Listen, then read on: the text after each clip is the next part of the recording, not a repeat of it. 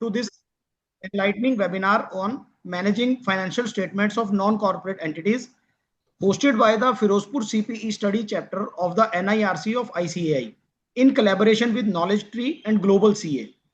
This timely session addresses the critical changes introduced by ICAI effective financial year 24-25, mandating standardized financial reporting for non-corporate entities to ensure transparency and compliance. We are honored to have CA Kamal Garg, a fellow member of ICAI, BCom Honors, FCA, DISA, MCom, and IBBI registered insolvency professional as our speaker. With over 20 years of experience, he is a renowned author of books on IFRS, Ind AS, and corporate laws, including Guide to Financial Statements of Non-Corporate Entities. A key contributor to ICAI's Accounting Standards Board and Ind AS Committee, we thank him for sharing his invaluable insights today. Our deepest gratitude goes to CA Nitin Kamarji, a stalwart in the CA fraternity, renowned for his mastery in GST and international taxation. His vision and relentless efforts have made this webinar possible. This webinar promises practical guidance on navigating the new financial reporting requirements. Let's seize the opportunity to learn and grow. With that, we hand over the proceedings to CA Kamal Garg. Kamal sir, over to you. Whenever you are comfortable, sir, you can start. Thank you very much for this introduction. I'm really glad for this invitation. Good evening to all of you. I believe I am audible to each one of the listeners. Yes, sir. Before I share my screen and discuss PowerPoint presentation, I need to ask you some questions, and I would be expecting the answers without taking help from ChatGPT or Google. So you may answer your things in chat box. My first question to the house is, Institute of Chartered Accountants of India issued this guidance note on formats for financial statements of non-corporate entities. Okay. Is it mandatory? And if yes, it is mandatory, then to whom it is mandatory? So what is the mandatory status of this guidance note? Second question to the house is, suppose that this guidance note is not followed by your non-corporate client, and that non-corporate client is subjected to tax audit. So are you required to report any paragraph in Form 3CB when you prepare tax audit report for that non-corporate client, NCE in short? Yes, these are two broad questions. Obviously, I will discuss many more things in detail once I will be running through my PPT, but these are two prime questions for the sake of repetition. My question number one is, to whom this guidance note is mandatory? And question number second is, if the client who is subjected to tax audit has not followed this guidance note, then as tax auditor, what you will report or how you will report in Form 3CB? Any answers?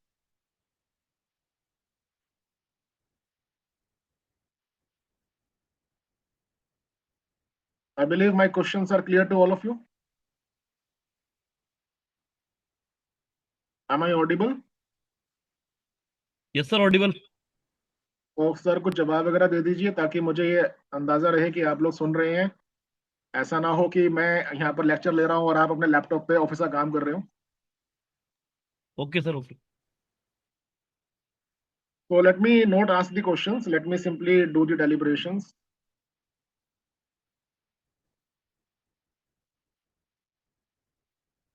I believe my screen is visible to all. Yes, sir, visible, sir. Thank you.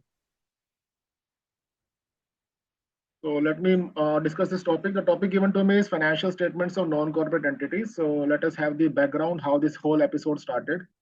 In year 2022, Institute of Chartered Accountants of India had issued technical guide. You can see the left-hand side picture where it is written 2022 recommendatory. So in year 2022, Institute of Chartered Accountants of India issued the technical guide on financial statements of non-corporate entities. And this technical guide was recommendatory in nature. Now what happened exactly after 1 year, Institute of Chartered Accountants of India issued the guidance note on financial statements of non-corporate entities, and it is mandatory.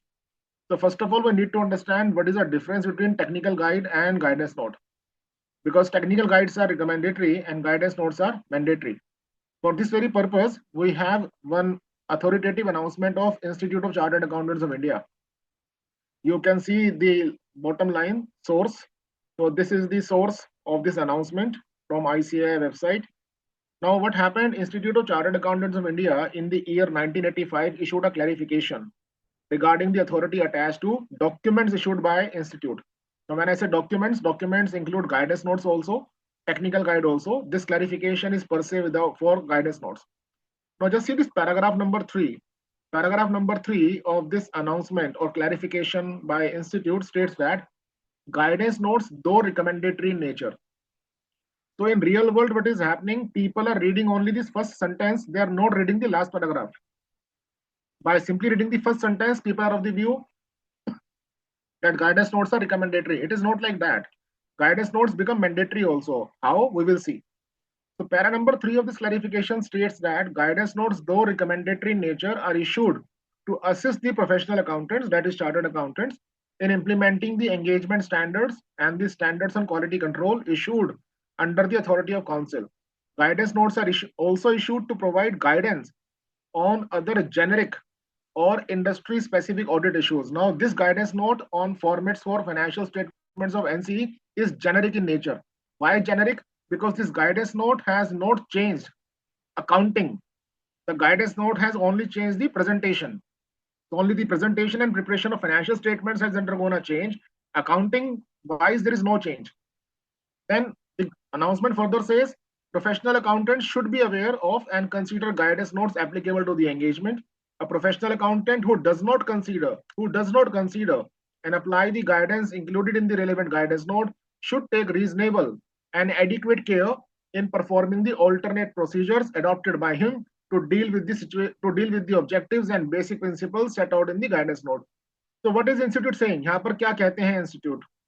Institute यहाँ पर कहता है कि आपको guidance note अगर follow नहीं करना तो आप जो ऑल्टरनेटिव प्रोसीजर्स अडॉप्ट करेंगे उसके लिए आप रीजनेबल और एडिक्वेट केयर एक्सरसाइज करेंगे. मीनिंग देयर बाय whatever alternative procedures you are adopting in lieu of the guidance given by the guidance note, that alternative procedure must be the better procedure than the guidance note. Then only you can deviate from the guidance note. Now यहाँ तक तो चीजें थोड़ा simple लगती हैं कि recommendatory nature है, but this last paragraph adds something more. The last paragraph which you can see in the red box, what it says, similarly, while discharging his attest function, the word is his means the chartered accountant in practice. While discharging his attest function, आप देखिए यहाँ पर जो word है वो attest है, audit नहीं है. Attest word is much broader. It includes auditing also, certification also. Similarly, while discharging his attest function, a member should examine whether the recommendations in the guidance note relating to an accounting matter have been followed or not. If the same have not been followed, the member should consider whether, keeping in view the circumstances of the case, a disclosure in his report. In his report का मतलब क्या हुआ? चाहे वो certification report हो, चाहे वो audit report हो, is necessary in accordance with the engagement standards. That is auditing standards हो गए या बाकी standards जो institute issue करता है. इस पैराग्राफ से सामने क्या चीज आती है? इस पैराग्राफ से सामने एक चीज आती है.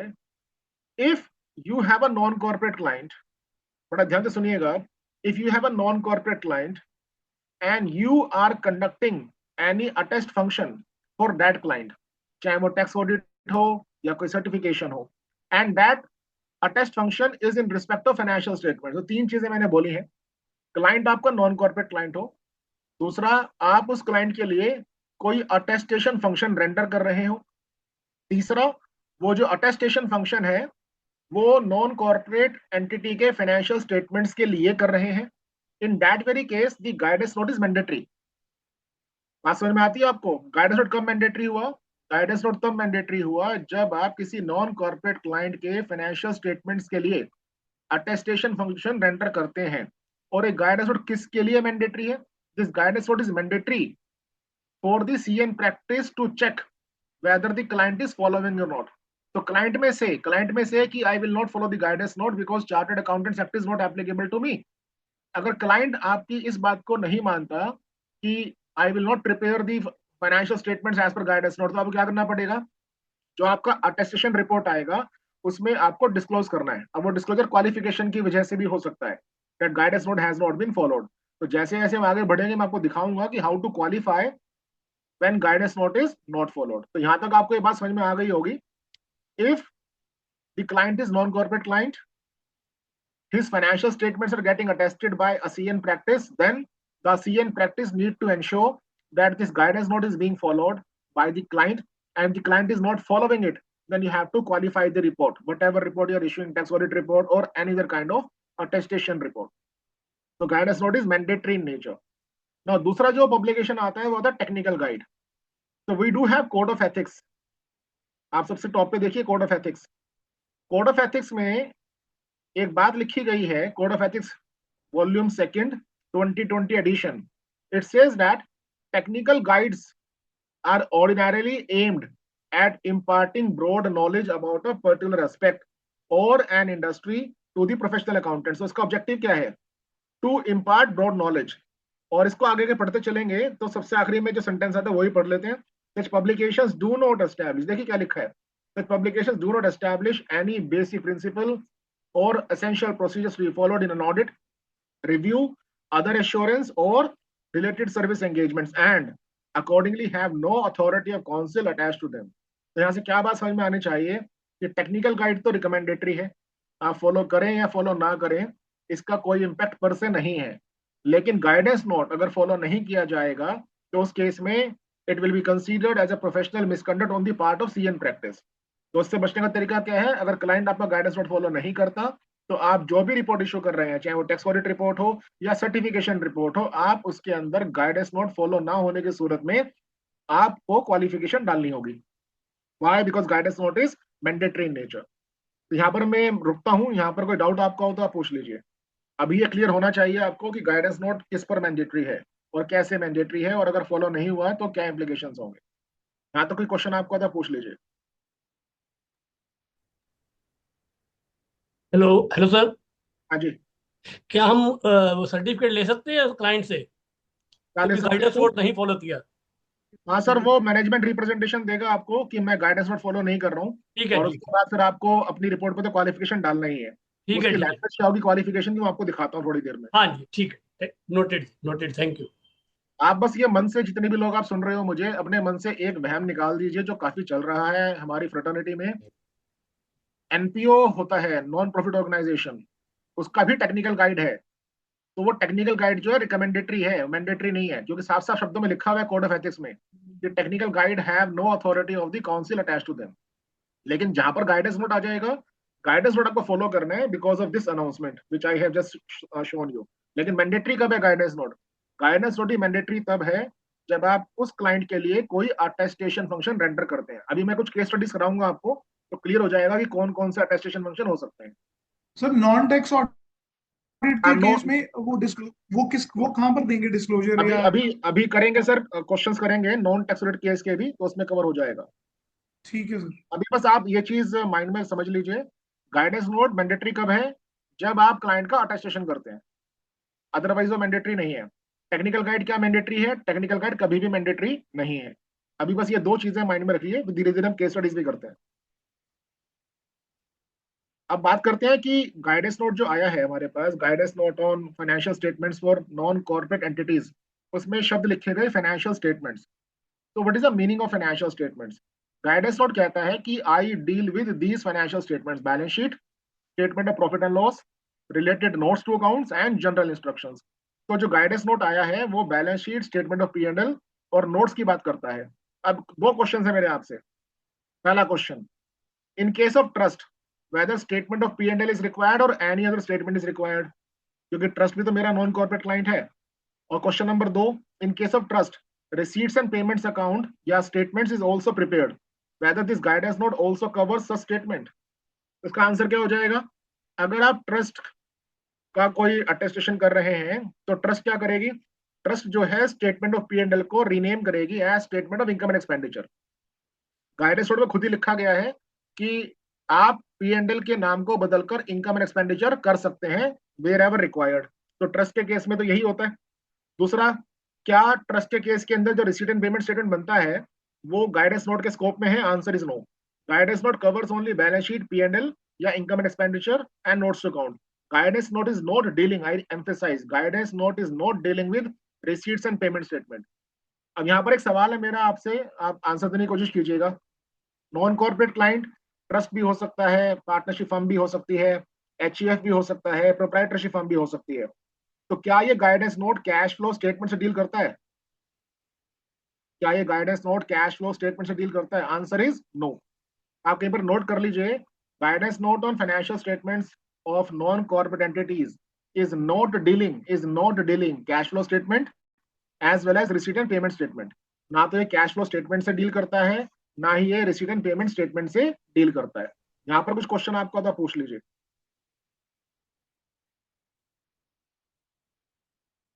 तो गाइडेंस नोट ने क्या कहा? गाइडेंस नोट ने कहा कि आपको जो फाइनेंशियल स्टेटमेंट्स का फॉर्मेट बनाना है, वो किन चीजों का फॉर्मेट दिया है गाइडेंस नोट ने? फॉर्मेट दिया है बैलेंस शीट का, फॉर्मेट दिया है statement of P and L का। कोई फॉर्मेट नहीं दिया आपको कैश फ्लो स्टेटमेंट का, कोई फॉर्मेट नहीं दिया आपको रिसीट एंड पेमेंट का। आगे बढ़ते हैं यहाँ से। तो देखिए हुआ क्या था, why this guidance note was required, इसके पीछे एक रीजन रहा। रीजन क्या रहा कि we do have accounting standards for recognition and measurement of financial statement items.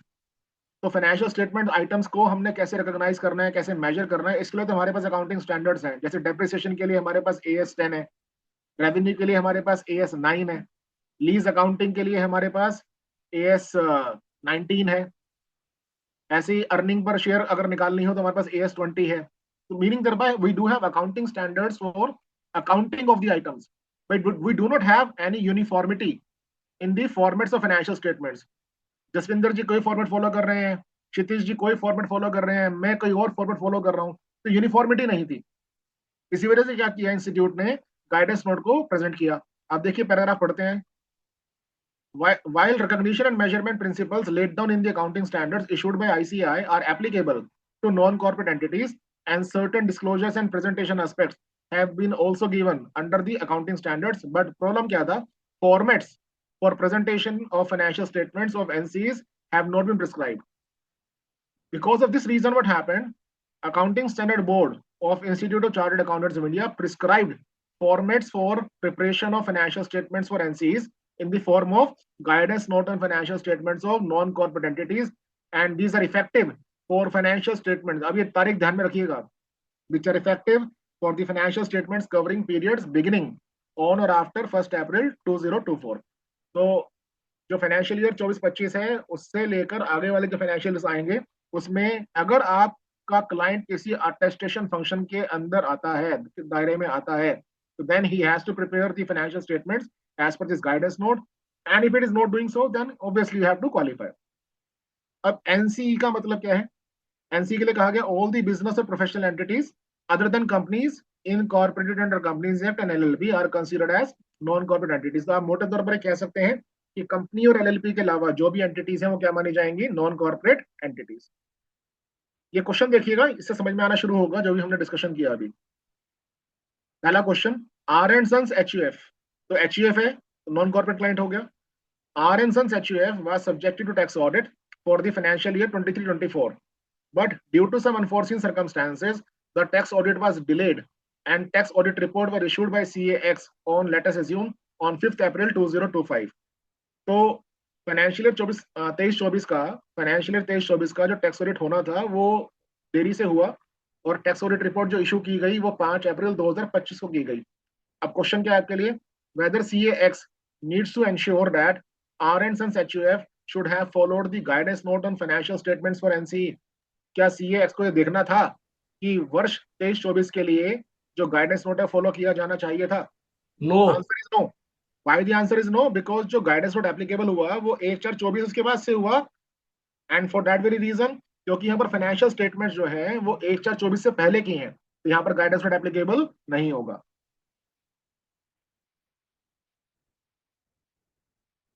तो अभी तक जो हमने सवाल पूछे थे उसको एक बार फिर से रिकैप करते हैं।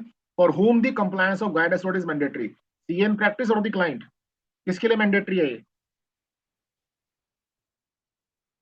क्लाइंट के लिए मैंडेटरी है या CA इन प्रैक्टिस के लिए मैंडेटरी है? ये मैंडेटरी है CA इन प्रैक्टिस के लिए, लेकिन कब मैंडेटरी है? जब वो CA कोई अटेस्टेशन फंक्शन एंटर करता है। अगर वो कोई अटेस्टेशन फंक्शन एंटर नहीं कर रहा नॉन कॉर्पोरेट क्लाइंट के लिए, तो ये मैंडेटरी भी नहीं होगा। जो हमारा guidance note on tax audit है 23 एडिशन, उसका पैरा नंबर 10.2 है जो लास्ट ईयर हमें देख लेना चाहिए था लेकिन देखा नहीं था शायद, तो 2023 में ये गाइडेंस नोट रिवाइज हुआ, guidance note on tax audit, और guidance note on tax audit ने पैरा नंबर 10.2 को भी चेंज किया। पैरा नंबर 10.2 के अंदर लिखा गया, देखिए मैं लास्ट में पढ़ता हूँ समय बचाने के लिए। Para number 10.2 of the guidance note on tax audit, but it says this guidance note means the guidance note on financial statements for NCE।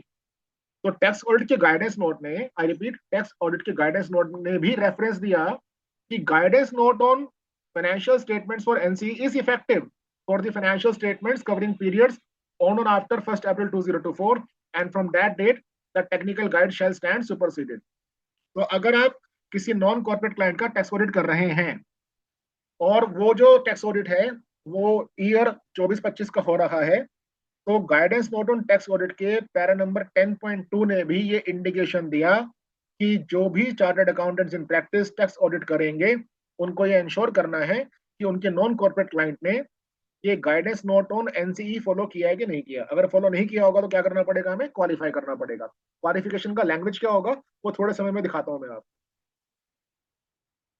तो अभी तक जो हमने डिस्कशन किया उसका सिनॉप्सिस क्या है। Guidance note on financial statements of non corporate entity mandatory for financial year 24-25 onwards. When mandatory? When such NCE is under any attestation requirement by practicing CA with respect to its financial statements, for example, tax audit. What will happen if guidance note is not complied? If guidance note is not complied, then consequences. What are the consequences? So दो जगह consequences आएंगे इसकी. First is for practicing CA and second is for NCE, that is client. Practicing CA needs to qualify his report, else he would be guilty of professional misconduct. And what about NCE? No contravention per se because CA Act, that is Chartered Accountants Act, is not applicable on such NCE.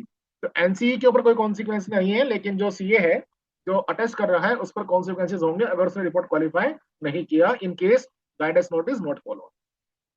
ये question देखिएगा and try to answer it. RSTN company partnership firm, तो ये तो NCE हो गया क्योंकि partnership firm है।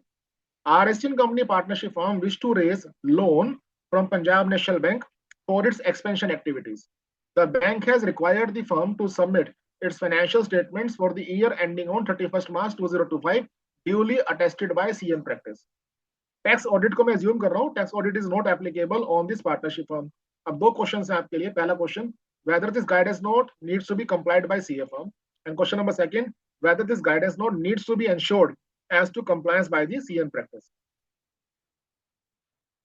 तो पहला तो आंसर नो हो जाएगा क्योंकि फर्म के ऊपर तो कोई पार्टनरशिप फर्म पे तो कोई बाउंडेशन है नहीं इंस्टीट्यूट के गाइडेंस नोट की, लेकिन जो सीएम प्रैक्टिस है उसके ऊपर ये बाइंडिंग होगा कि गाइडेंस नोट फॉलो हुआ है कि नहीं हुआ, इसको चेक करें, और अगर फॉलो नहीं हुआ होगा तो रिपोर्ट क्वालिफाई करेंगे। इस क्वेश्चन में आप खास चीज समझिएगा, the bottom line in this question is that tax audit is not applicable. हमारे बहुत सारे सीए बंधु ये समझते हैं कि टैक्स ऑडिट के दौरान ही मुझे चेक करना है। यहाँ पर क्या हुआ, ये partnership firm is requiring some loan from Punjab National Bank, तो बैंक ने क्या कहा कि भाई सीए से अटेस्ट करा के लाओ। तो अगर आप अटेस्ट करते हैं, क्या अटेस्ट कर रहे हैं आप, फाइनेंशियल स्टेटमेंट अटेस्ट कर रहे हैं, तो यहाँ पर आपको चेक करना होगा गाइडेंस नोट फॉलो हुआ है कि नहीं हुआ। अब आप एक चीज और इसमें देखिएगा, बैंक ने क्या कहा कि they need last 5 years financial statements including 31 मार्च 2025। तो जो गाइडेंस नोट चाहिए होगा मुझे, वो चाहिए होगा 24-25 के लिए, 24-25 के लिए और कंपैरेटिव के लिए। गाइडेंस नोट में क्या लिखा है, गाइडेंस नोट में एक बात और लिखी गई है कि जब आप 24-25 के फाइनेंशियल्स बनाएंगे तो कंपैरेटिव भी बनाएंगे। तो इसका मतलब क्या हुआ, जो बैंक के पास मेरा फाइनेंशियल स्टेटमेंट जाएगा, it will be for 24-25 as well as comparative of year 23-24। लेकिन ये कहीं ना कहीं मजबूरी हो जाएगी as a matter of presentation कि मेरे जो पिछले और 3 साल बचे हैं उनको भी मैं नए फॉर्मेट में लेकर आऊं। अदरवाइज क्या होगा, प्रेजेंटेशन अच्छी नहीं रहेगी। हालांकि मैंडेटरी नहीं है, बट फिर भी प्रैक्टिकल वर्ल्ड में मैंने क्या देखा है कि people do prepare all the 5 years in new format so that consistency, comparability and presentation is maintain.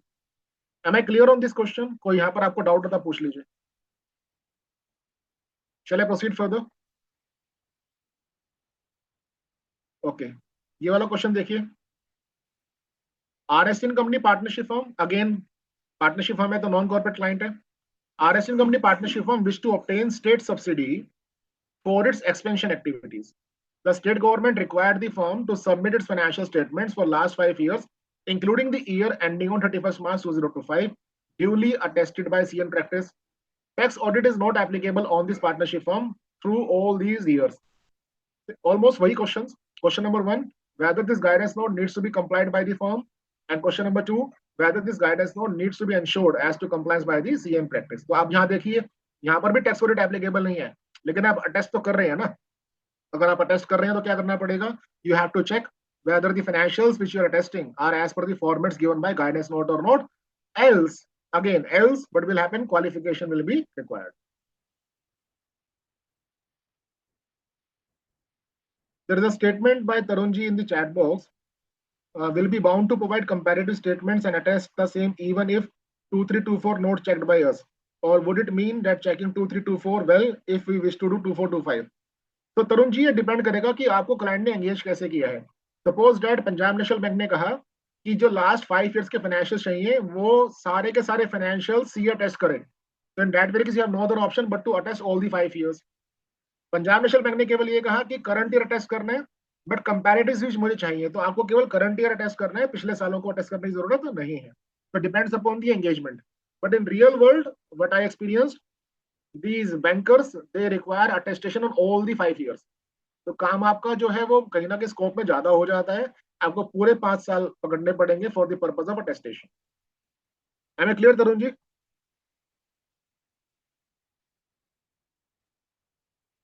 Okay, यहाँ तक आपको सभी लोगों को एक बात समझ में आ चुकी होगी कि जब हम बोलते हैं attestation is not confined to audit on.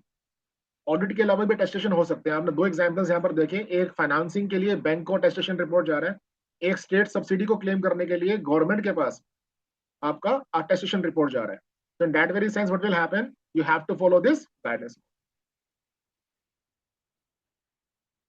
Now these are the general instructions of guidance note. Guidance note के अंदर जो इंस्ट्रक्शंस हैं कि कैसे बनानी है आपको फाइनेंशियल स्टेटमेंट्स, उसके लिए क्या इंस्ट्रक्शंस दी गई हैं. Number 1, relevant applicable accounting standards or statutes with respect to financial statements will override such recommended formats. So जो formats guidance note में दे रखे हैं फॉलो तो आपको यही करना है. लेकिन अगर कोई लोकल लॉ है, जैसे महाराष्ट्र में सोसाइटी के लिए अलग से फॉर्मेट है जो कि सोसाइटीज एक्ट ने वहां प्रिस्क्राइब किया है, सॉरी ट्रस्ट ने वहां प्रिस्क्राइब किया, महाराष्ट्र ट्रस्ट रूल्स ने प्रिस्क्राइब किया. So if a local legislation has given its own format then that format will prevail over the format given by guidance note. Simple सी बात है, किसी कानून के तहत अगर कोई फॉर्मेट प्रिस्क्राइब किया गया है आपके क्लाइंट के लिए, तो आपके क्लाइंट को ये गाइडेंस नोट फॉलो करने की आवश्यकता नहीं है, उसे वही फॉर्मेट फॉलो करना है जो लीगल रेगुलेटरी रिक्वायरमेंट्स ने उसके लिए प्रिस्क्राइब किया है. There is a question by Shitish ji, do we need to make financials for all the financial years as per guidance note format or not?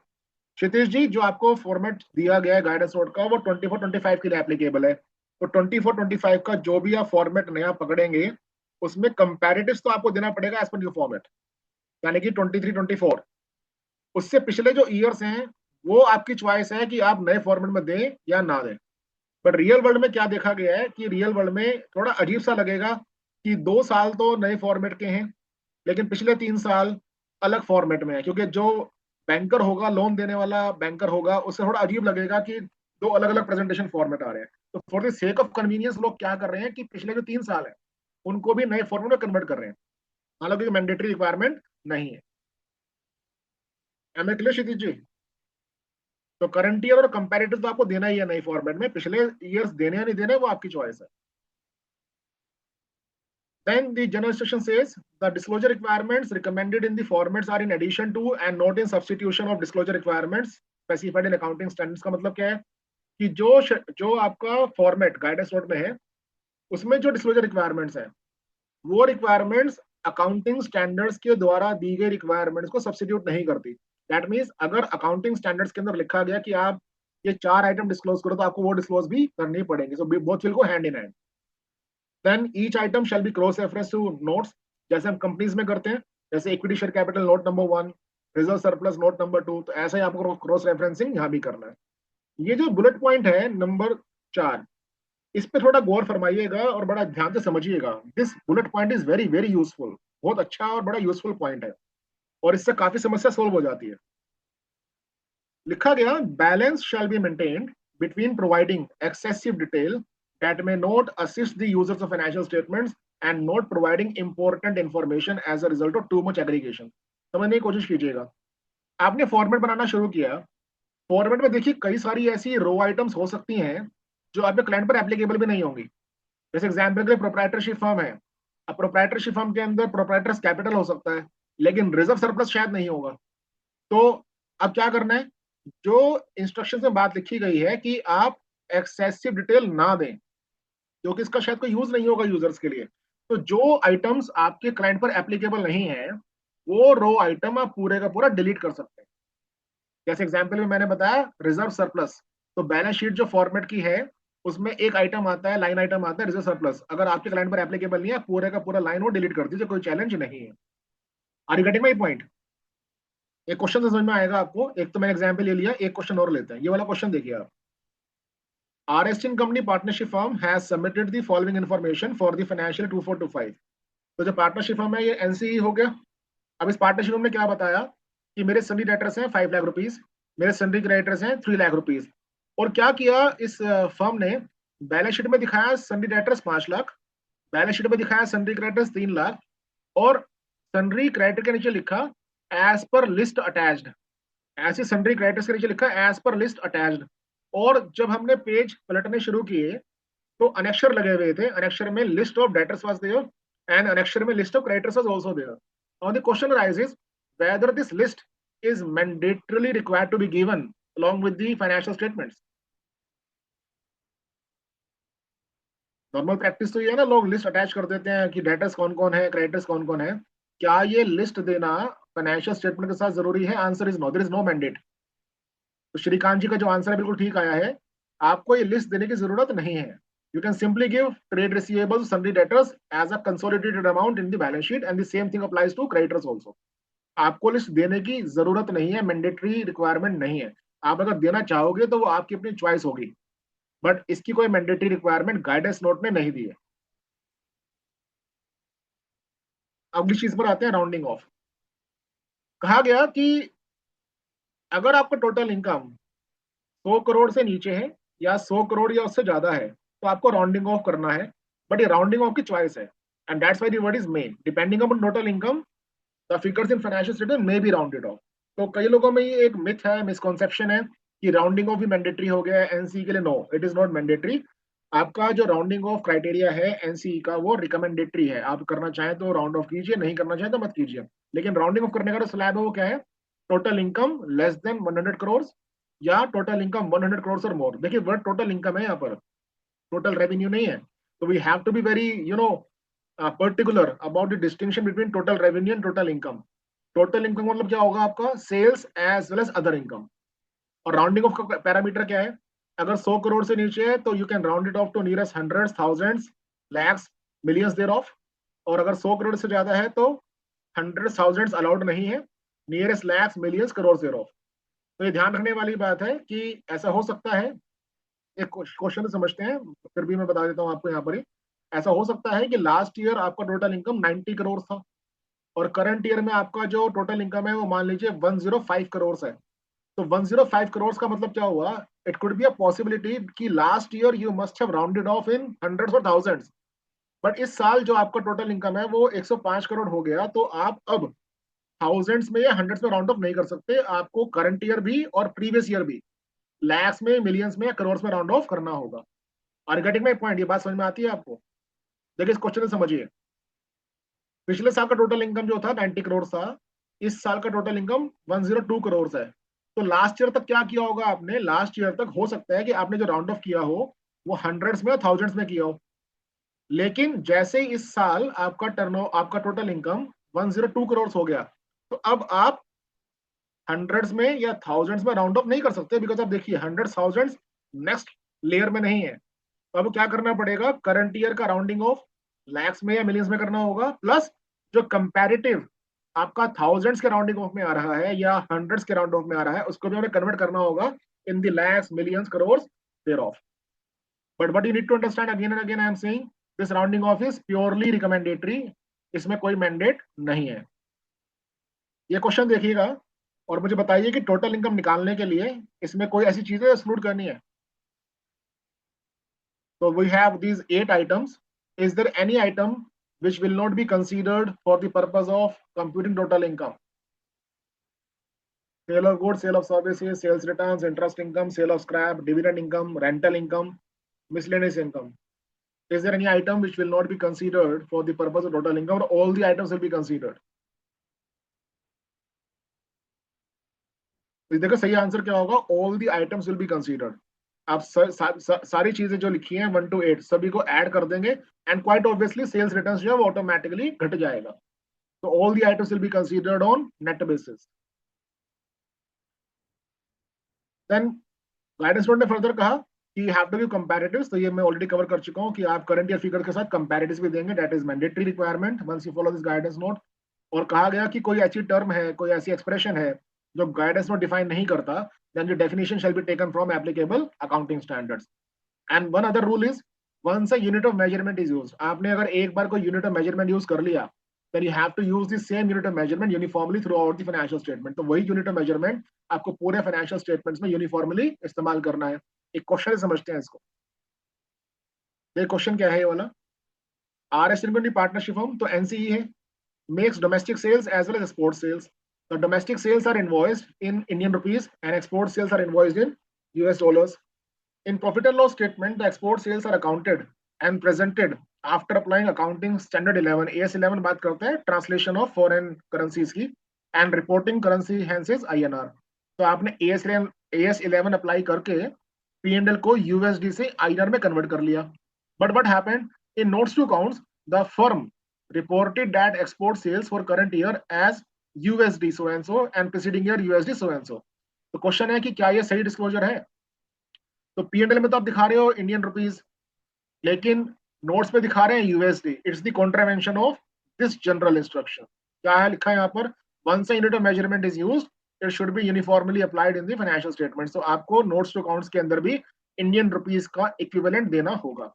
तो correct answer is INR equivalent cross referencing required with the P&L. यहाँ तक question आपको तो पूछ लीजिए, इसके बाद में format of balance sheet discuss करता हूँ. Any question till now? चलिए आगे बढ़ते हैं यहाँ से. अब जैसे मैंने बताया कि जो गाइडेंस नोट में तो दो फॉर्मेट दिए, एक फॉर्मेट दिया बैलेंस शीट का, एक फॉर्मेट दिया P&L का. तो पहले हम बात करते हैं बैलेंस शीट के फॉर्मेट की. बड़ा सिंपल सा फॉर्मेट है, नॉर्मली हम सब लोग इसको समझते भी होंगे क्योंकि शेड्यूल 3 तो बनाते ही आए हैं शुरू से. तो ये जो फॉर्मेट आप देखेंगे इट इज मोर और less based upon schedule 3 of the companies act. Format of balance sheet देखिएगा यहाँ पर. सबसे ऊपर क्या करना है आपको, हेडिंग डालना है, name of the non corporate entity, balance sheet की डेट डालनी है एज 31 मार्च 2025. ये रुपीज इन जो भी राउंडिंग ऑफ लेवल आपका होगा यहाँ पर लिखा जाएगा, like for example rupees in lakhs या रुपीज इन 1000 जो भी आपको अप्लाई करना है. Then particulars, note number, figures at current period, figures at the previous period. अब देखिए यहाँ पर आता है इक्विटी एंड लायबिलिटीज. फिर आएगा इसमें ओनर फंड. तो ओनर फंड में क्या हो सकता है, आप मुझे एग्जांपल देके बताइएगा चैट बॉक्स के अंदर. मान लीजिए जो ये NCE की बैलेंस शीट बन रही है, ये NCE प्रोप्राइटरशिप फर्म है. तो प्रोप्राइटरशिप फर्म अगर होगी तो ओनर फंड में क्या लिखा जाएगा, ये दो ब्रेकअप है इसके, ओनर्स कैपिटल, रिजर्व सरप्लस. तो यहाँ पर लिखेंगे proprietors capital account. Owners capital account की जगह आप कर सकते हैं प्रोप्राइटर्स कैपिटल अकाउंट. तो जो पहले आप करते आए थे ना गाइडेंस नोट के फॉर्मेट से पहले, वही वाला नोमेनक्लेचर अब यहाँ पे लगा लें, कोई चैलेंज नहीं है, प्रोप्राइटर्स कैपिटल अकाउंट. और मान लीजिए पार्टनरशिप फर्म है तो क्या करेंगे, पार्टनरशिप फर्म अगर है तो ये देखेंगे कि जो कैपिटल अकाउंट है वो क्या वो केवल कैपिटल अकाउंट है, इसके दो नेचर है, capital account and current account. अगर तो दो अलग अलग नेचर है तो क्या करेंगे, इसको चेंज कर देंगे. एक हो जाएगा पार्टनर्स कैपिटल अकाउंट, एक हो जाएगा partners current account.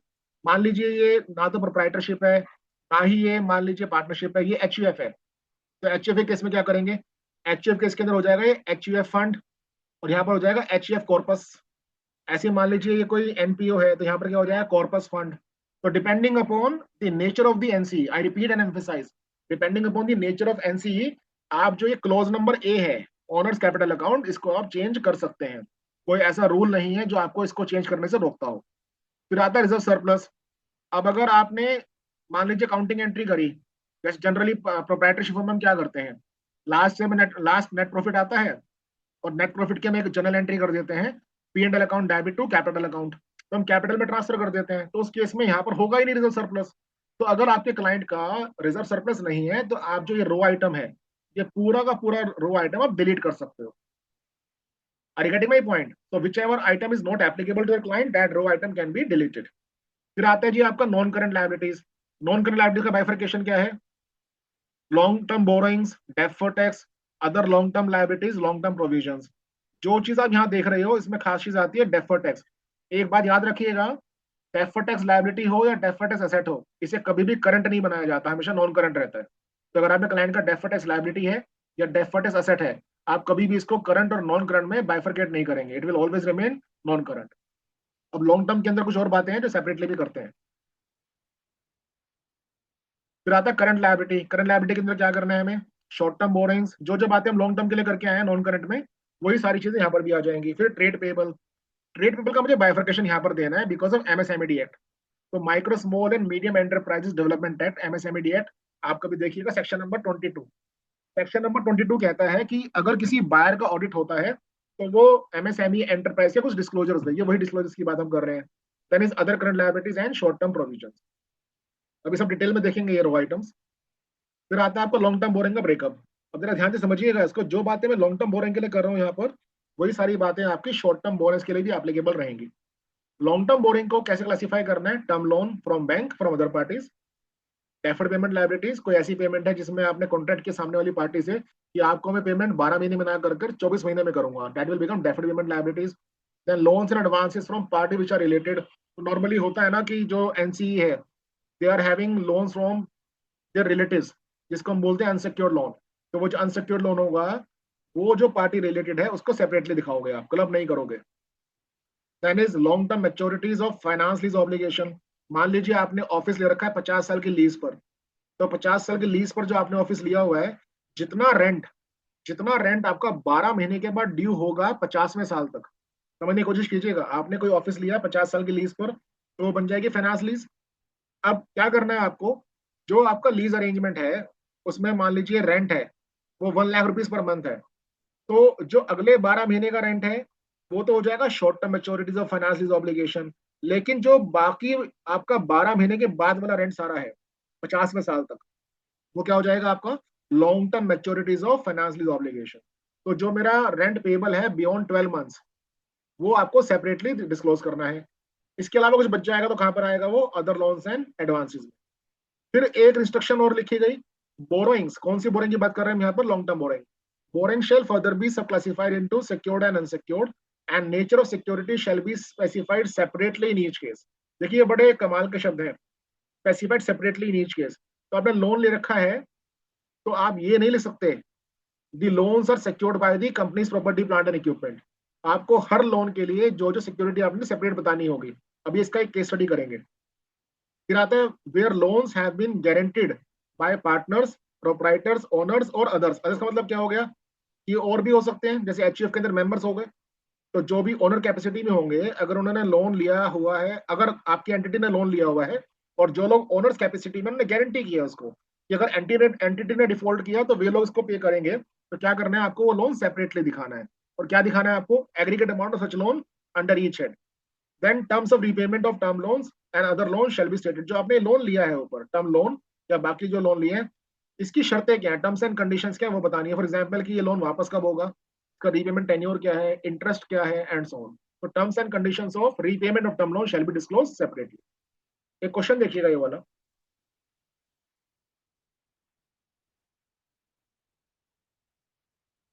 RSN company partnership firm, तो एनसी का केस हो गया, has borrowed ₹1,000 towards the term loan from various banks.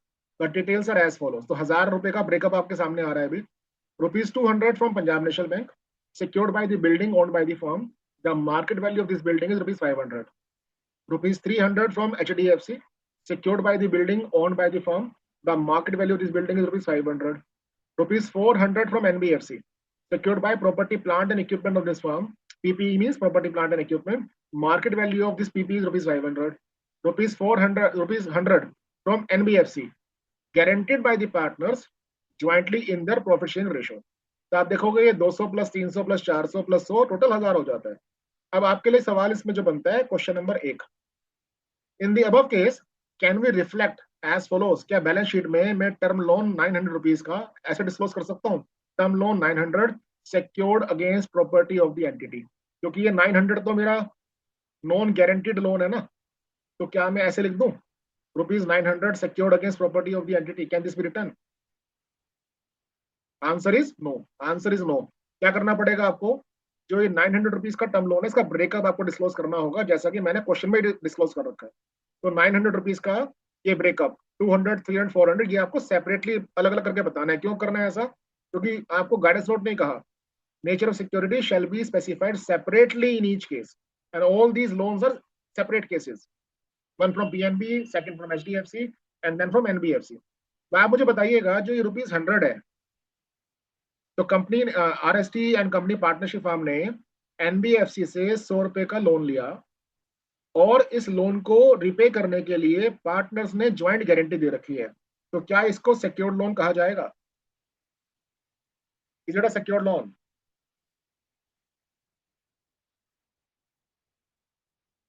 The answer given by Shrikant sir is correct. Answer given by Jaswinder ji is also correct. This is not secured loan. Please take a note and mark my words.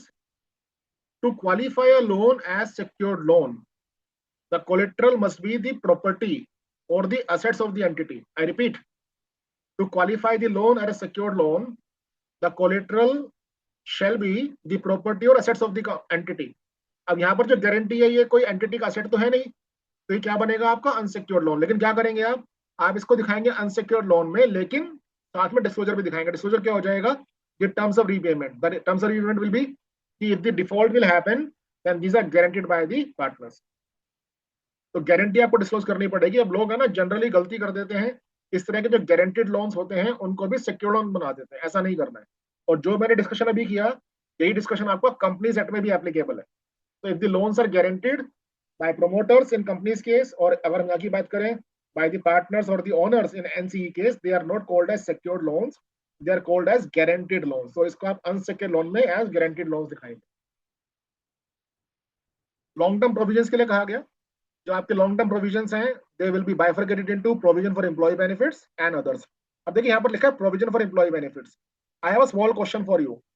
मान लीजिए एक NCE है और ये partnership firm है, बड़ा ध्यान से समझिएगा। एक NCE है और ये पार्टनरशिप फर्म है। इस पार्टनरशिप फर्म में 30 एम्प्लॉइज काम करते हैं। I repeat, the NCE is a partnership firm and 30 employees are working in this partnership firm. And more importantly, the payment of gratuity act, the payment of gratuity act is applicable on this partnership firm. Question for the house is, क्या इस partnership firm को actuarial valuation कराना है? Yes और no?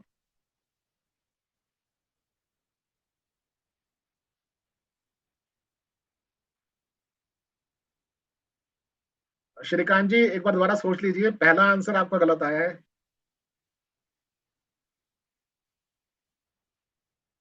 The question arises, if this is a partnership firm, number of employees are, let us say, assume 30, and let us also assume payment of gratuity act is applicable, and let us also assume this entity is under any attestation requirement like tax audit, whether actuarial valuation is must or not. Answer is yes. We do have accounting standard 15, आप note कर लीजिएगा, AS 15.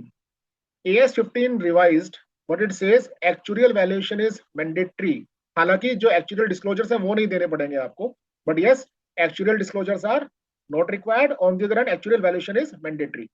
अब यहाँ पर ध्यान क्या रखना है, on 8th November 2024, I repeat, on 8th November 2024, the Institute of Chartered Accountants of India has revised the criteria for applicability of accounting standards. तो आप एक बार इसको चेक कर लीजिएगा कि आपके एंटिटी पर कौन सा AS एप्लीकेबल है, कौन सा AS एप्लीकेबल नहीं है। तो अगर आप एग्जम्पशन में आ रहे होंगे तो there are certain exemptions from actuarial case also, else in most of the cases actuarial valuation is must. जो बातें हमने की लॉन्ग टर्म बोरिंग के लिए, वही सारी बातें आपकी शॉर्ट टर्म बोरेंस के लिए भी एप्लीकेबल है। तो ये वाला जो क्लिप है मैं स्किप करूंगा, because all these things we have already discussed. Same thing applies to short term provisions also. अब देखिए asset side पे आते हैं। In the case of asset side, the things are very simple, but I will be asking you one tough question. So non-current assets और current assets, the breakup is property, plant and equipment and intangible assets. इसका सब breakup क्या है? Property, plant and equipment separately दिखाना है, intangible asset separately दिखाना है। अब जरा ध्यान दीजिएगा, capital work in progress. So what I have experienced in real world, when we prepare the schedule of fixed assets, हालांकि नाम इसका बदल गया है, property, plant and equipment, but मैं कन्वीनियंस के लिए अभी भी बोल रहा हूँ fixed assets. So when you prepare schedule of fixed assets in income tax, you call it as block of fixed assets. तो लोग क्या करते हैं, जो कैपिटल वर्क इन प्रोग्रेस है उसको भी ब्लॉक ऑफ फिक्स्ड असेट्स में दिखा देते हैं. ऐसा नहीं करना है अपने को. You have to segregate capital work in progress and show it separate. The same thing applies to intangible assets under development also. तो टेंजिबल आइटम का, जो टेंजिबल आइटम का वर्क इन प्रोग्रेस है उसको हम बोलते हैं कैपिटल वर्क इन प्रोग्रेस. जो इंटेंजिबल आइटम्स का वर्क इन प्रोग्रेस को हम क्या बोलते हैं, इंटेंजिबल असेट्स अंडर डेवलपमेंट. फिर मेरा non current investment, then deferred tax asset. मैंने पहले ही बताया आपको, वापस वही बात रिपीट करता हूँ. डेफर्ड टैक्स एसेट हो या डेफर्ड टैक्स लायबिलिटी हो, वो कभी भी करंट नहीं होगा, हमेशा नॉन करंट रहेगा. Then long term loans and advances and then other non current assets. ऐसी करंट एसेट्स के अंदर आपका current investments, inventories, trade receivables, cash and bank balances, short term loans and advances, other current assets, सब जानी पहचानी items हैं जो हम शेड्यूल 3 में भी करते आए हैं. अब इसमें चैलेंज क्या है, एक बार वो चैलेंज देखते हैं. जब हम प्रॉपर्टी प्लांट एंड इक्विपमेंट के इंस्ट्रक्शंस को पढ़ते हैं, there are two main things which we need to understand. Guidance note says, and for that matter even accounting standard 10 says, यहाँ पर guidance note और accounting standard 10 दोनों सेम बात बोलते हैं, that property plant and equipment shall be classified as follows: land, buildings, plant and equipment, furniture, fixtures, vehicles, office equipment, others if any. But if others are there, then you have to specify the nature. अब देखिए लोग क्या करते हैं real world में, land and buildings दिखाते हैं. I repeat, in real world the common practice is people do reflect land and buildings as one unit. क्योंकि उनके माइंड में क्या चल रहा है कि मैंने लैंड बिल्डिंग साथ साथ ही तो एक्वायर किया, साथ साथ ही तो कंस्ट्रक्ट किया. ऐसा नहीं है. Accounting standard 10 as well as guidance note what it requires, land and building shall be shown as two separate components. अब अगर ये सेपरेट कंपोनेंट नहीं दिखाया जाएगा तो क्या होगा, जब आप डेप्रिसिएशन कंप्यूट करेंगे तो inadvertently, unintentionally, land is also getting depreciated. Land पर depreciation होता नहीं है. So what we need to understand, you need to understand that land needs to be bifurcated, segregated from buildings. अब ये bifurcation करने में प्रॉब्लम आ सकती है. For this purpose you may take the help of some architect or maybe some engineer, or maybe you may on your own do the fair valuation. तो मान लीजिए आपका स्टैंड अलोन प्राइस लैंड का आपके area में let us से 10 लाख चल रहा है. बिल्डिंग का जो स्टैंड अलोन प्राइस है आपका मार्केट में 8 लाख चल रहा है, तो 18 लाख टोटल हो गया. अब इस 10 और 8 के रेशो में आप लैंड एंड बिल्डिंग्स का टोटल जो WDV होगा उसको बाइफरकेट कर देंगे. There's a question by Ujjwal Kumar ji, how to calculate deferred tax assets and liabilities. Ujjwal Kumar ji, this will take another discussion of around 30 minutes. और ये मेरा topic भी नहीं है, थोड़ा सा चैलेंज रहेगा मेरे लिए. बट मैं इतना बोल सकता हूँ, डेफर्ड टैक्स असेट और लायबिलिटी के लिए आप, मैं बिल्कुल एकदम लेमैन भाषा में बता देता हूँ, आप अपना WDV निकालिए as per income tax act, अपना WDV निकालिए एज पर अकाउंटेंसी. उसका जो डिफरेंस आएगा वो आपका डेफर्ड टैक्स है at the applicable tax rate. अभी इतने समय में इतना ही मैं आपको समझा पाऊंगा. अब दूसरा जो चैलेंज आता है, एक तो चैलेंज हो गया आपको लैंड बिल्डिंग्स को अलग करने का. फिर आता है कि assets under lease shall be separately disclose. ये पहले भी लोग कर रहे थे, आगे भी कर सकते हैं. चैलेंज नंबर 3 आता है यहाँ पर, मतलब चैलेंज नंबर 2 आता है यहाँ पर इस तीसरे पॉइंट से. Reconciliation of gross and net carrying amount of each class of assets at the beginning and end of the reporting period, showing additions, disposals, acquisitions through business combinations, amount of change due to revaluation if change is 10% or more than that shall be disclosed separately. मतलब क्या हुआ, ये कहते हैं guidance note में कि आप gross block दिखाओ, एडिशंस दिखाओ, डिलीशंस दिखाओ, सेल्स दिखाओ, डेप्रिसिएशन दिखाओ, इम्पेयरमेंट दिखाओ, फिर दिखाओ आप क्लोजिंग बैलेंस यानी कि नेट कैरिंग अमाउंट. अब रियल वर्ल्ड में चैलेंज क्या है, which I believe each one of you will agree, most of the I would say professionals and corporate and non-corporate entities, what they are doing in books of accounts, they are charging depreciation on property, plant and equipment on the basis of income tax rates. Are you getting my point? यही करते हैं ना आप लोग. आपके financial statements में जो depreciation आता है वो डेप्रिसिएशन यूजफुल लाइफ के बेस पे नहीं होता. That depreciation is based upon the rates under income tax act. Am I right? ऐसा ही होता है. लेकिन इसकी वजह दिक्कत क्या आती है, दिक्कत क्या आ रही है यहाँ पर, गाइडेंस नोट और अकाउंटिंग स्टैंडर्ड्स कहते हैं that depreciation in the books shall be provided on the basis of useful life.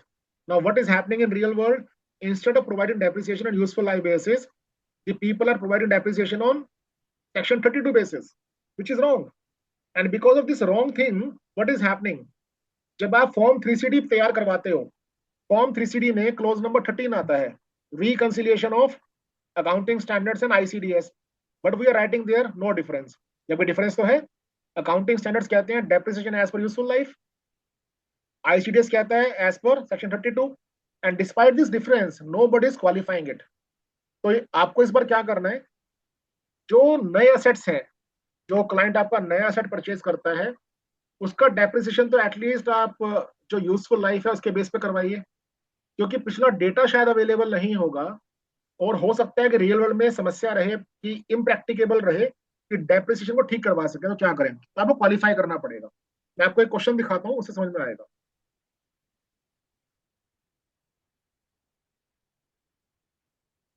ये जरा केस स्टडी देखिए आप। ABC and Company is a partnership firm. The depreciation was provided in the books of account in accordance with the rates prescribed under the Income Tax Act. What audit consideration should be observed by the auditors in this regard? देखिए होना क्या चाहिए था, होना ये चाहिए था कि बुक्स के अंदर जो डेप्रिसिएशन आए वो एज पर यूजफुल लाइफ आए। ये हुआ क्या है, जो बुक्स में डेप्रिसिएशन आया है वो as per section 32 of income tax act आया है। तो पहले तो आप ये रूल बना लीजिए अपने लिए कि अगर कोई ऐसा केस सामने आता है, you have to qualify, no other option, you have to qualify no other option. Other option is quite extreme. The other option is that you must engage the client with the help of some experts and try to do the back calculations कि क्या होना चाहिए था। But generally मुझे लगता है कि ये बैक कैलकुलेशन वाला फॉर्मूला चलेगा नहीं, क्योंकि डेटा ही नहीं होता NCE के पास। तो इसमें क्वालिफिकेशन कैसे होगा उस पर मैं 1 मिनट में आता हूँ। एक क्वेश्चन है तरुण जी का, for useful life shall we take reference from companies that answer is a big no. तो मैंने कोशिश की, तरुण जी जो यूजफुल लाइफ कंपनीज दैट में दे रखी हैं उसका पर्पस कुछ और है। उसका पर्पस है कि डिविडेंड को कंट्रोल करना, प्रॉफिटेबिलिटी को कंट्रोल करना। तो आप scheduled second of companies act का यूजफुल लाइफ ले ही नहीं सकते। आप क्या लिखोगे, क्या आप ये लिख सकते हो टैक्स ऑडिट रिपोर्ट में कि मैंने पार्टनरशिप फर्म के लिए schedule second of companies act का रेट लिया है? पॉसिबल ही नहीं है ना, दोनों अलग अलग लॉज हैं। I can not borrow from companies debt. देखो जो कंपनी लॉ का यूजफुल लाइफ है वो केवल कंपनी लॉ के लिए, जनरल नहीं है कि सब जगह एप्लीकेबल हो जाएगा। तो प्लीज वो मिस्टेक मत कीजिएगा। अब समझने की कोशिश कीजिए क्वालिफाई कैसे करें। क्वालिफाई करने के लिए हमारे पास आता है ऑडिटिंग स्टैंडर्ड SA 705। SA 705 कहता है जब आप क्वालिफिकेशन करें तो क्वालिफिकेशन का जो फाइनेंशियल इंपैक्ट है वो भी बताएं। लेकिन अगर आप फाइनेंशियल इंपैक्ट आप कैलकुलेट नहीं कर सकते हो तो आप रीजन बताएं। यानी कि मेरे पास 2 तरह की रिपोर्टिंग हो सकती है। पहली रिपोर्टिंग कि मेरे पास पॉसिबिलिटी है कि फाइनेंशियल इंपैक्ट निकाल लूं, और दूसरी पॉसिबिलिटी क्या है कि फाइनेंशियल इंपैक्ट पता नहीं चल पा रहा है। तो अगर आपका क्लाइंट आपको डेटा देता है और आप फाइनेंशियल इंपैक्ट कंप्यूट कर सकते हो, लेकिन उसके बावजूद भी वो अपनी बुक्स ऑफ अकाउंट्स को करेक्ट नहीं करता है, तो क्वालिफिकेशन कैसे आएगा? तो case number 1, when financial impact is determinable. अगर आप फाइनेंशियल इंपैक्ट डिटरमाइन कर सकते हैं लेकिन बावजूद इसके आपका क्लाइंट अपनी बुक्स के अंदर इसको ठीक नहीं करता, तो क्वालिफिकेशन कैसे आएगा? फॉर्म 3CB, टैक्स ऑडिट में फॉर्म 3CB लगेगा। यहाँ पर फॉर्म 3CB के पैरा नंबर 3 में, फॉर्म 3CB के पैरा नंबर 3 में आपको ये पैराग्राफ डालना है। द फर्म का मतलब यहाँ पर पार्टनरशिप हमसे जो मेरे एग्जाम्पल में चल रहा है, the firm has provided depreciation on property plant and equipment at the rates prescribed under the Income Tax Act instead of depreciating the assets over their estimated useful lives as required by AS10, property plant and equipment issued by Institute of Chartered Accountants of India. As a result of this departure, the depreciation expense for the year is lower or higher as the case may be by rupees so and so, and the carrying amount of property plant and equipment as at balance sheet date is higher or lower as the case may be by rupees so and so with a corresponding impact on net profit. ये paragraph कब डालना है आपको? जब आप financial impact compute कर पाए हैं। But I presume in most of the cases financial impact को कंप्यूट करना टफ रहेगा। तो कैसे करेंगे? तो उस केस में जो फॉर्म 3CB है उसमें ये वाला पैराग्राफ डालना है आपको। आप इसको अपने से चेंज कर लेना, but this could be useful. The firm has provided depreciation on property plant and equipment at the rates prescribed under the Income Tax Act rather than on the basis of their estimated useful lives as required by Accounting Standard 10, property plant and equipment issued by Institute of Chartered Accountants of India. गलती से भी है ना, ये मत लिख दीजिएगा issued by central government. Non corporate entities के लिए जो एस आते हैं वो ICAI इशू करता है, सेंट्रल गवर्नमेंट इशू नहीं करता। तो कहीं ऐसा ना कॉपी पेस्ट करे कहीं और से और गलती हो जाए। आगे क्या लिखना है आपको? The firm has not maintained records of estimated useful life of individual PPE. Further, no technical assessment or management estimate of useful lives has been made available to us in the absence of necessary records and estimates relating to useful lives of property, plant and equipment, it is impracticable to reliably quantify the impact of depreciation expense, carrying amount of PPE and net profit. ये वाला paragraph आप use कर सकते हैं qualify करने के लिए। यहाँ तो कोई क्वेश्चन आपको आता पूछ लीजिए। तो गाइडेंस नोट का जो फॉर्मेट आप यूज कर रहे हो, उसके बाद एक इम्पैक्ट ये वाला तो है जो थोड़ा सा मैं कहूँगा विचारणीय है, जिसपे आपको ध्यान देना चाहिए कि यस, इस साल अगर आप टैक्स ऑडिट कर रहे हैं तो अपना फॉर्म 3CB और फॉर्म 3CD दोनों में अप्रोप्रिएटली आपको करेक्शन कर लेनी है क्वालिफिकेशन को लेकर। यहाँ तो कोई क्वेश्चन हो तो आप पूछ लीजिए। Tarun ji, useful life client को ही पता करानी पड़ेगी because prime responsibilities of the management, और अदरवाइज आपको एक्सपर्ट एंगेज कर लीजिए, क्लाइंट से इसकी फीस दिलवा दीजिए उसको। देखो जतिन जी, अगर आप ये कहते हो quantification will increase time span of audit, तो ये वाली बात है, मुझे तो बोल सकते हो, ICAI को मत बोलिएगा। रीजन बीइंग, जो हमारे ऑडिटिंग स्टैंडर्ड्स हैं वो क्या कहते हैं, time and cost are not the excuses for not carrying out audit in proper manner. Are you getting my point? तो ये कहना कि मुझे ऑडिट जल्दी करना है इसलिए क्वांटिफिकेशन नहीं करूंगा या मैं नहीं कर पाया, वो तो वैसे प्रोफेशनल मिसकंडक्ट है। तो ऐसा तो आप बिल्कुल भी मत कहिएगा, क्योंकि अभी हम वेबिनार में हैं, तो एज अ फ्रेंडली बेंटर हम जरूर ये बात कर सकते हैं, बट लीगली अगर आप ये बात बोलोगे तो ये प्रोफेशनल मिसकंडक्ट है। तो बेहतर होगा क्वांटिफिकेशन का टाइम अगर ज्यादा लग रहा है और नहीं हो पा रहा है क्वांटिफिकेशन, तो आप इसको लिमिटेशन मानते हुए क्वालिफाई कर दीजिए। और क्वालिफाई करने से एटलीस्ट क्लाइंट को कोई नुकसान नहीं है, because ultimately income tax assessment के अंदर तो डेप्रिसिएशन सेक्शन 32 का ही आएगा। लेकिन अगर आप क्वालिफाई नहीं करते हो तो आपके ऊपर जरूर नुकसान होता है प्रोफेशनल मिसकंडक्ट का। Are you getting my point Jatin ji? चलिए, ये क्वेश्चन आपको मुझे लगता है क्लियर हो गया होगा। अब जो पीछे मैंने स्क्रिप्ट किया था क्लिप, उस पर वापस आते हैं।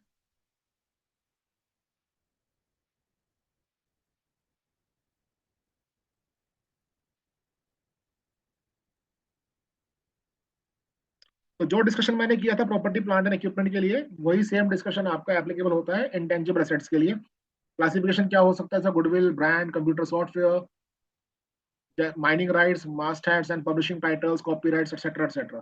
तो सेम बातें यहाँ पर भी लागू होंगी। अब रियल वर्ल्ड में गलती क्या मिलती है देखने को, आपने मान लीजिए टैली सॉफ्टवेयर लिया अकाउंटिंग के लिए, तो वो कैपिटलाइज नहीं करते लोग, वो एक्सपेंस ऑफ कर देते हैं। अगर वो टैली सॉफ्टवेयर का लाइसेंस 1 साल से ज्यादा के लिए है आपके पास, if you are having a subscription to any software for more than 1 year, I repeat, more than 1 year, so you have to capitalize, and then it will be amortized over the period of contractual arrangement. तो मान लीजिए tally software का subscription आपने 5 साल के लिए लिया, तो आप इसको कैपिटलाइज करोगे और 1/5 की रेशो में इसको हर साल अमोर्टाइज करोगे। ऐसी आपके क्लाइंट की वेबसाइट हो सकती है, तो वेबसाइट को भी आपने कैपिटलाइज करना है और उसको अमोर्टाइज करना है मैक्सिमम विद इन 10 ईयर्स में। कम कर सकते हो आप, बट ज्यादा नहीं कर सकते। Are you getting my point? इसमें कोई डाउट हो तो पूछ लीजिए आप। दो चीजें यहाँ पर हैं जो मुझे लगता है NCE में मिल जाती हैं, एक तो कंप्यूटर सॉफ्टवेयर, एक वेबसाइट, तो उसका अमोर्टाइजेशन करना पड़ेगा आपको। That is non current investment, जैसा हम शेड्यूल 3 में करते हैं बिल्कुल वैसा ही है। नॉन करंट इन्वेस्टमेंट जो आज मैं करूंगा वही सारी बातें करंट इन्वेस्टमेंट में लागू होती हैं। तो कहा गया non current investments shall be classified as trade investments. तो अगर आपका बिजनेस ही है इन्वेस्टमेंट में खरीदने का बेचने का, तो वो ट्रेड बन जाएगा। And other investments and further भी classified as follows. Investment property, तो आपकी कोई प्रॉपर्टी है आपने किराए पर लगा रखी है, तो उस प्रॉपर्टी को कहाँ दिखाएंगे आप? इन्वेस्टमेंट प्रॉपर्टी में। Investment in equity instruments, preference shares etcetera etcetera, जो बातें हमने यहाँ करी वही आपकी करंट इन्वेस्टमेंट में भी आ जाएंगी। नॉन करंट के लिए दूसरी बात क्या बोली गई, investments carried at other than cost should be separately stated specifying the basis of valuation thereof. जैसे म्यूचुअल फंड्स हैं, म्यूचुअल फंड को आप NAV वैल्यू करते हो, तो अगर म्यूचुअल फंड को NAV वैल्यू कर रहे हो तो सेपरेट दिखाएंगे। The following shall also be disclose, aggregate amount of quoted investments and market value. तो आपने रिलायंस के शेयर्स में इन्वेस्टमेंट कर रखा है, तो आप इसको सेपरेट दिखाओगे along with the market value. Aggregate amount of unquoted investment, आपने किसी अनलिस्टेड कंपनी के अंदर इन्वेस्ट कर रखा हो, यहाँ पर आ जाएगा। Aggregate provision for diminishing in value investment, अगर किसी इन्वेस्टमेंट की वैल्यू गिर गई है तो उसका प्रोविजन आपने बनाया होगा, प्रोविजन फॉर लॉस, तो आप वो सेपरेटली दिखाओगे। कुछ कुछ ऐसा फॉर्मेट रहेगा जो चैलेंज करता है क्रिएट। जनरली क्या देखने को मिलता है, जो एनसी है, मान लीजिए प्रोप्राइटरशिप फर्म है, अब अभी तक तो क्या हो रहा था, जो प्रोप्राइटर की बैलेंस शीट बन रही थी उसमें प्रोप्राइटरशिप फर्म बिजनेस के सेट्स भी आ रहे थे और उससे खुद के सेट्स भी आ रहे थे, है ना जी, ऐसा ही हो रहा होगा। प्रोप्राइटर केस के अंदर जो प्रोप्राइटरशिप फर्म के बिजनेस एसेट्स है वो भी आ रहे हैं और उसके पर्सनल एसेट्स भी आ रहे हैं, तो क्या करें? This guidance note is applicable only two entities assets. I repeat, this guidance note is applicable only two entities assets. तो क्या करना है आपको, सुविधा के लिए दो बैलेंस शीटें मत बनाइए, आप जरूरत नहीं है उसकी। आप सेम बैलेंस शीट के अंदर दो सब हेडिंग बना लीजिए। एक कर दीजिए एंटिटीज एसेट्स, यहाँ पर आ जाएगा for example investment property of the firm. दूसरा कर दीजिए पर्सनल एसेट्स, यहाँ पर आ जाएगा investment property of the proprietor. Basic मुद्दा क्या है मेरा बताने का, कि आप इसको दो फाड़ कर लीजिए, एक एंटिटी एसेट, एक आ जाएगा पर्सनल एसेट। बात समझ में आती है जी आपको? नॉर्मली प्रोप्राइटरशिप फर्म के केस के अंदर जो पर्सनल एसेट्स है वो भी उसी की बैलेंस शीट में चल रहे होते हैं। समझ में आती है बात? क्लियर है? तो मैं आगे बढ़ूं।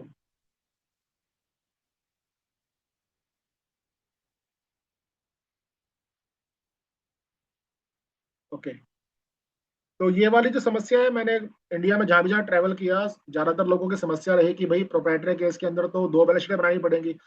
बिल्कुल परेशान मत होइए, आपको दो बैलेंस शीटें नहीं बनानी है, आप सेम ही बैलेंस शीट के अंदर दो हिस्से कर दीजिए, अपने आप चीजें रिजोल्व हो जाए। फिर आता long term loans and advances. Long term loans and advances shall be classified as follows. Capital advances, तो आपने मशीन खरीदना है कोई, उसके लिए आपने एडवांस दिया, वो यहाँ जाएगा।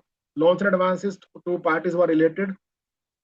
अदर लोन्स एंड एडवांसेस, अब जो लोन्स एंड एडवांस है इसका आपने फिर से ट्राइफरकेशन करना है सिक्योर्ड अनसिक्योर्ड डाउटफुल के अंदर। और अगर कुछ बैड एंड डाउटफुल लोन हो गया है, नहीं रिसीव कर पा रहे हैं, उसका जो प्रोविजन है वो आप सेपरेट दिखाओगे। अब कई बार देखने को मिलता है इसमें लोग एक गलती और कर देते हैं, कैपिटल वर्क इन प्रोग्रेस को भी कई लोग long term loans and advance में दिखा देते हैं। तो CWIP को आप लोन एडवांस में नहीं दिखाओगे, उसका सेपरेट हेडिंग है जो हमने पीछे देखा था, आप PPE के नीचे उसको सेपरेटली दिखाओगे। तो precaution is do not club capital work in progress with long term loans and advance. फिर आता है जी अदर नॉन करंट एसेट्स। इसमें आ जाएगा आपका सिक्योरिटी डिपॉजिट्स, जैसे मान लीजिए आपने बिजली का कनेक्शन लिया, बिजली के कनेक्शन के लिए आपने कोई सिक्योरिटी डिपॉजिट दे रखा, वो यहाँ पर आ जाएगा।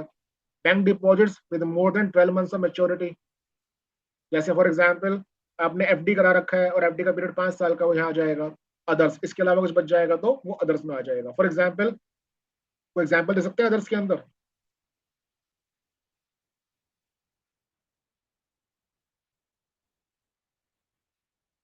जैसे मान लीजिए प्रीपेड एक्सपेंस है, लेकिन जो प्रीपेड एक्सपेंस है वो आपने कोई खर्चा आज किया और आने वाले 4 सालों के अंदर वो खर्चा इस्तेमाल होगा, तो प्रीपेड जो नॉन करंट हिस्सा है, 12 महीने के बाद वाला जो खर्चा आप यूटिलाइज कर पाएंगे वो यहाँ आ जाएगा। IT से रिकवरेबल यहाँ पर आ सकता है। जो हमने बातें ऊपर करी नॉन करंट इन्वेस्टमेंट्स के लिए, वही वाली बातें करंट इन्वेस्टमेंट्स के लिए भी लागू होती हैं, तो इसको मैं स्किप कर रहा हूँ। इन्वेंट्रीज, गाइडेंस नोट ने कहा, और जो बात गाइडेंस नोट बोल रहा है वो वाली बात AS2 भी बोलता है। AS2 deals with inventory. Inventories को आपने क्लासिफाई करना है इन आइटम्स के अंदर, raw material, work in progress, finished goods, stock in trade. Stock in trade तो तभी मिलेगा आपको जब ट्रेडिंग एंटरप्राइज है। Stores and spares, loose tools, others, इसके अलावा कुछ बच जाएगा तो यहाँ पर आ जाएगा। A से लेकर G तक जो भी आपके आइटम्स हैं, अगर ये ट्रांजिट है तो आपको सेपरेटली दिखाना है। तो मान लीजिए आपका बेंगलोर से रॉ मटेरियल आ रहा है और 31 मार्च को वो जो रॉ मटेरियल था वो दिल्ली के बॉर्डर पे था, hypothetically I am taking a question, तो वो क्या हो जाएगा आपका goods in transit. Mode of valuation बताना पड़ेगा आपको। मोड ऑफ वैल्यूएशन का मतलब क्या हो गया? फॉर एग्जांपल कॉस्ट, कॉस्ट और net realisable value, whichever is lower, and the cost is computed as per FIFO basis और एवरेज कॉस्ट बेसिस, आपको चीजें बतानी पड़ेंगी। तो यही चीजें आप कंपनी सेट में भी करते हो, सेम चीज यहाँ पर भी वैसे ही है। ट्रेड रिसीवेबल के लिए थोड़ा सावधानी बरतिएगा।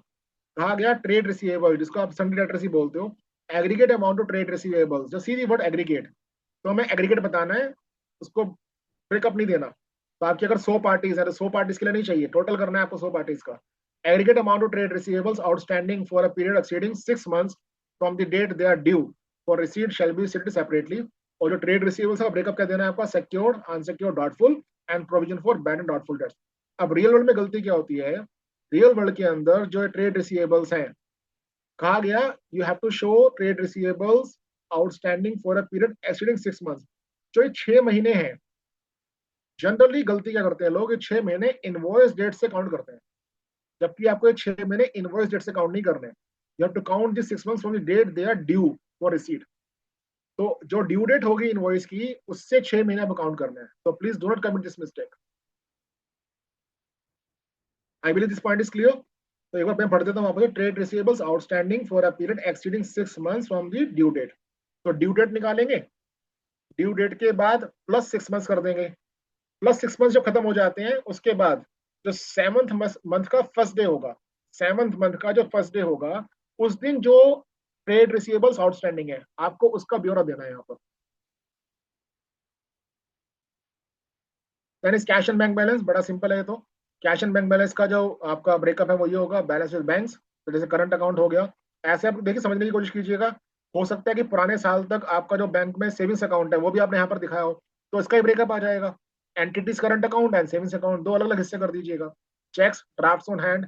कई लोग है ना लिखते हैं कैश इन हैंड, तो ये कैश ऑन हैंड होता है, कैश इन हैंड मत लिखिएगा। अदर्स, अदर्स में क्या आ जाएगा आपका, जैसे कि शॉर्ट टर्म इन्वेस्टमेंट्स हो गई जो इमीडिएटली आप बेच के कैश रिसीव कर सकते हैं। अदर बैंक बैलेंसेस के अंदर क्या क्लासिफिकेशन रहेगा, bank deposits, year marked balances banks, margin money, तो आपने कोई डिपॉजिट में कोलेट्रल दे रखा है वो यहाँ जाएगा। ऐसे बैंक डिपॉजिट लिखा जो मेच्योरिटी पीरियड है वो 3 महीने से ज्यादा का है लेकिन 12 महीने से कम का है, तो वो यहाँ पर आ जाएगा अदर बैंक बैलेंस में। इसके अलावा कुछ बचेगा तो अदर्स में आ जाएगा। जो बातें हमने लॉन्ग टर्म लोन्स एडवांस के लिए करी, वही वाली बातें शॉर्ट टर्म लोन्स के लिए भी एप्लीकेबल है, तो उसको मैं स्किप कर रहा हूँ। अदर करंट असेट्स, तो जो हमने बातें करी थी अदर नॉन करंट असेट्स के लिए, वो यहाँ पर आ जाएगा एज इट इज मुटाटिस मैनर में अदर करंट असेट्स के लिए। तो इसमें लिखा भी गया है, this is an all inclusive heading which incorporates current assets that do not fall into any of the above categories. So this completes your balance sheet per se। अब आते हैं P&L में। बड़ा नॉर्मल सा फॉर्मेट है P&L का, वही नाम देना सबसे ऊपर, ईयर देना है, क्रॉस रेफरेंसिंग नोट का टेबल बनाना है, राउंडिंग ऑफ का लेवल देना है। देखिए यहाँ पर मैं जहाँ पर माउस पॉइंटर दिखा रहा हूँ। अब आपको ये आइटम्स दिखानी है, revenue from operations, other income, ये सेल्स आ जाएगा यहाँ पर, ये इंटरेस्ट इनकम, डिविडेंड इनकम आ जाएगा यहाँ पर। एक्सपेंस का ब्रेकअप क्या है, कॉस्ट ऑफ गुड्स सोल्ड दिखाना है, एम्प्लॉय बेनिफिट एक्सपेंस दिखाना है, डेप्रिसिएशन अलग से दिखाना है, फाइनेंस कॉस्ट दिखाना है। इस पर जरा नोट कीजिएगा, अगर आपके क्लाइंट ने इनकम टैक्स एक्ट में section 234A, 234B, 234C, 234A, B, C का अगर कोई इंटरेस्ट दिया है ना, that will also come into finance cost. बात समझ रहे हैं मेरी? तो if your client has paid any interest under income tax act section 234A, B and C, तो वो कहाँ दिखाना है आपको, फाइनेंस कॉस्ट में। उसको कभी भी भूले से भी अदर एक्सपेंस मत दिखाइएगा। फिर क्या आता है फॉर्मेट के अंदर, P&L का जो प्रॉफिट है before exceptional items, before extraordinary items, then इसके बाद tax expense and so on. अब इसमें एक सवाल है, अगर आपका पार्टनरशिप फर्म है तो पार्टनर्स एम्प्लॉय तो होते नहीं है। तो गाइडेंस नोट ने क्या कहा कि जो पार्टनरशिप फर्म है उसमें जो पार्टनर्स रेम्युनरेशन जा रहा है उसका आप सेपरेट लाइन आइटम बना दो। आप देखिए यहाँ पर राइट हैंड साइड में जो ये पिंक कलर का विंडो खुला है, partners remuneration is separate item. क्योंकि पार्टनर्स रेम्युनरेशन सेपरेट आइटम है तो क्या करना पड़ेगा आपको, आपको लिखना पड़ेगा profit before partners remuneration and tax, और फिर आ जाएगा profit before tax and after partners remuneration. तो इस बार जब आप कोई पार्टनरशिप में काम कर रहे हैं तो ध्यान रखिएगा कि पार्टनर्स रेम्युनरेशन आपको सेपरेटली दिखाना होगा as a separate line item. Are getting my point?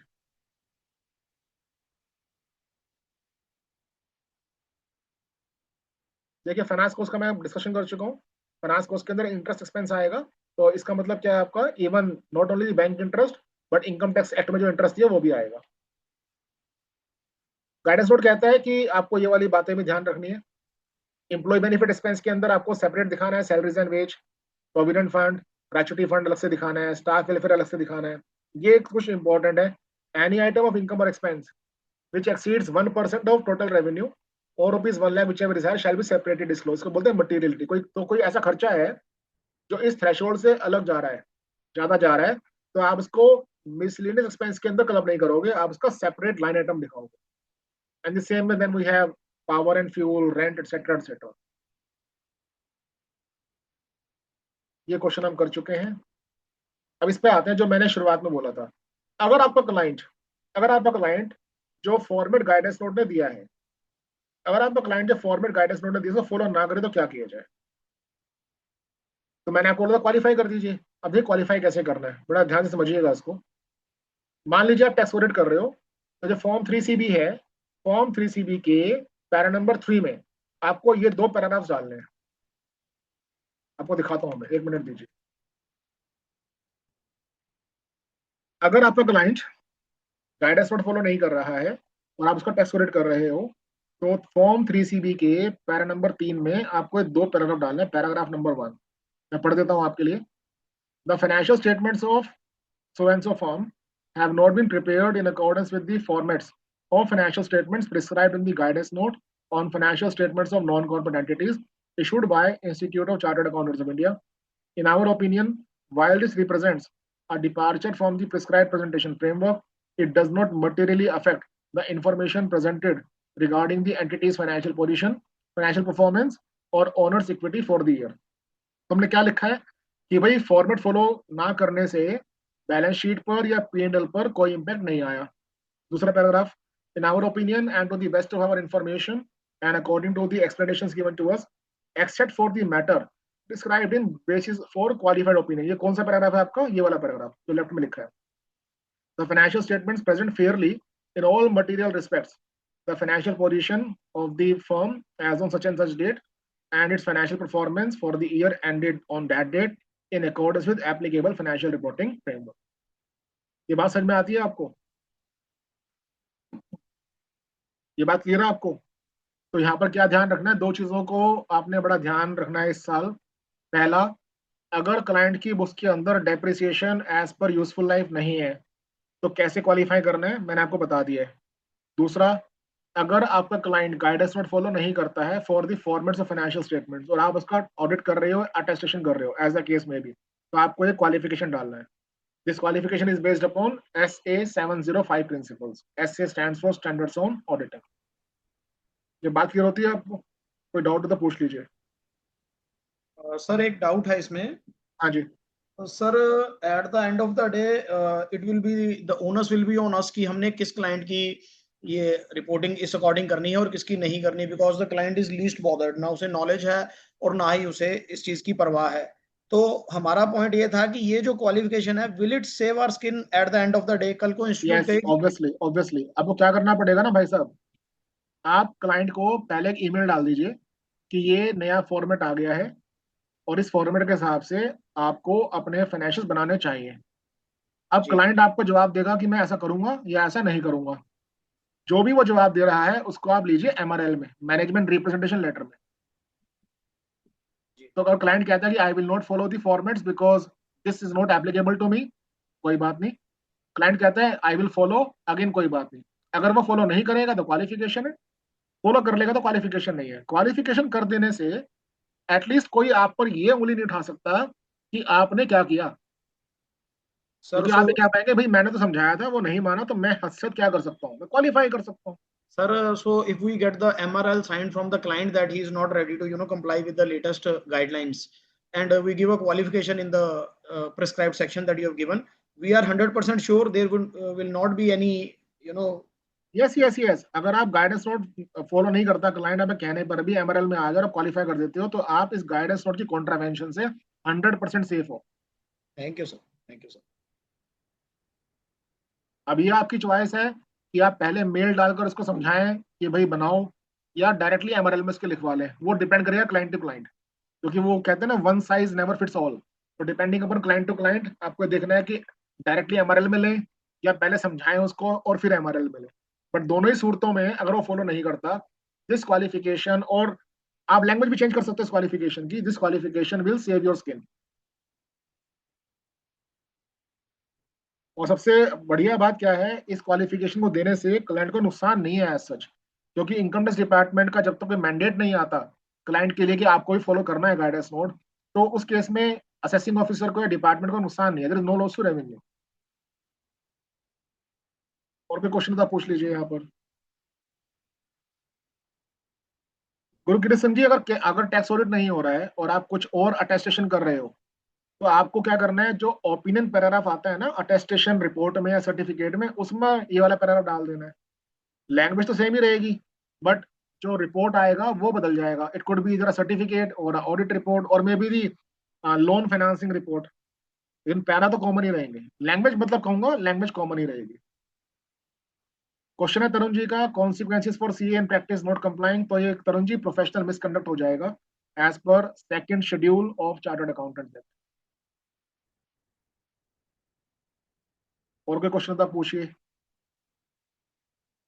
Shrikant जी का क्वेश्चन है what about not for profits. तो श्रीकांत जी नॉट फॉर प्रॉफिट के लिए ना दो पब्लिकेशंस हैं जो मैंने ओरिजिनली बताया था शुरू शुरू में आपको। एक तो है गाइडेंस नोट जो हम अभी डिस्कस कर रहे हैं, दूसरा टेक्निकल गाइड फॉर एनपीओ। तो टेक्निकल गाइड फॉर एनपीओ तो रिकमेंडेटरी है और उसके अंदर अकाउंटिंग की और फॉर्मेट की बात हो रही है।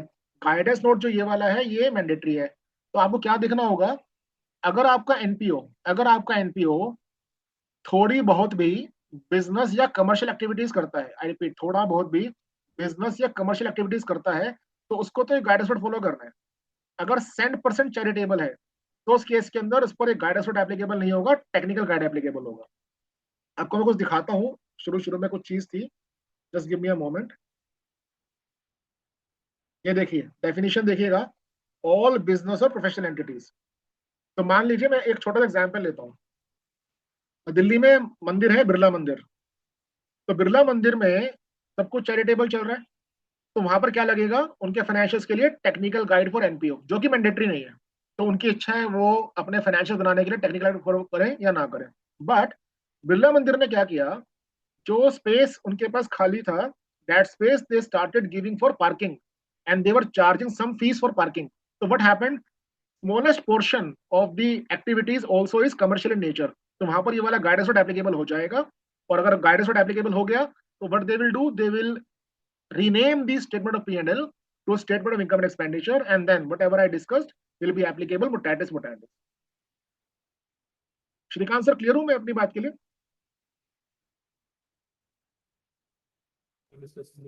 There is a question by Amia B.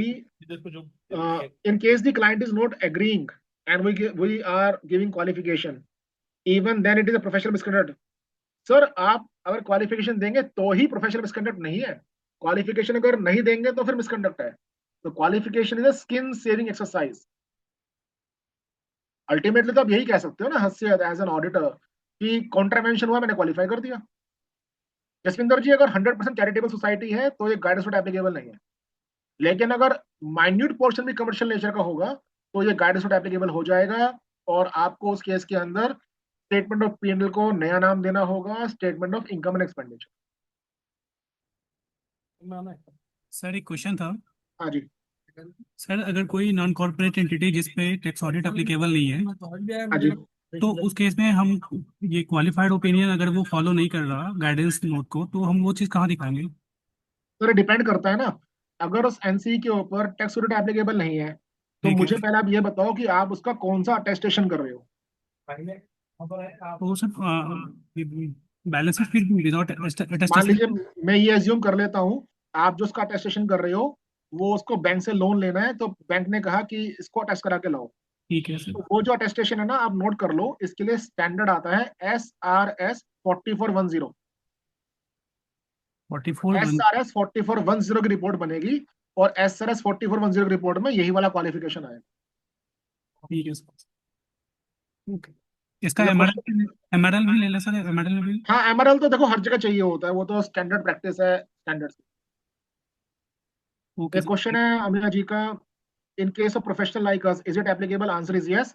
अगर आपका भी भाई साहब टैक्स ऑडिट होता है, कोई सीए दूसरा कर रहा है, तो आप पर भी एप्लीकेबल है। जैसे क्वेश्चन में Archit Gupta ji, how to value the common assets as personal and entity assets. Archit ji जो पिछले साल तक बैलेंस शीट बनाई थी आपने, उसके अंदर आपने ऑलरेडी इसको अलग से दिखा रखा होगा। और अगर मैं अज्यूम करूं कि आपने अगर पिछले साल में इसको अलग से नहीं दिखाया था, तो आपको कराना पड़ेगा फेयर वैल्यूएशन।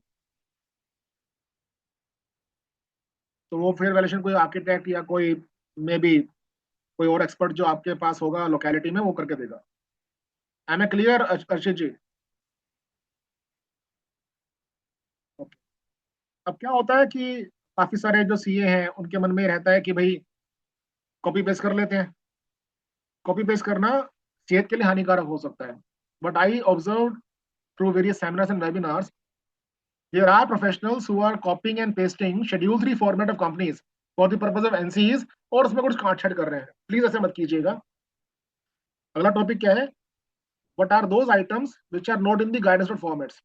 तो ये देखिए, जो ये सारी आइटम्स है ना, ए से लेकर आई तक, ये वाली चीजें शेड्यूल 3 में तो हैं, ये वाली चीजें शेड्यूल 3 में तो हैं, लेकिन लेकिन गाइडेंस नोट ऑन एनसीई पर नहीं है, सिवाय ऑडिटर्स एग्जामिनेशन के। तो ऑडिटर्स एग्जामिनेशन तो आपको सेपरेटली दिखाना है, बाकी जितनी भी चीजें हैं वो आपके एनसीई पे एप्लीकेबल नहीं है। फॉर एग्जाम्पल, जब आप शेड्यूल 3 बनाते हो तो आप देते हो एजिंग एनालिसिस, ऐसा एजिंग एनालिसिस आपको एनसीई के लिए नहीं देना।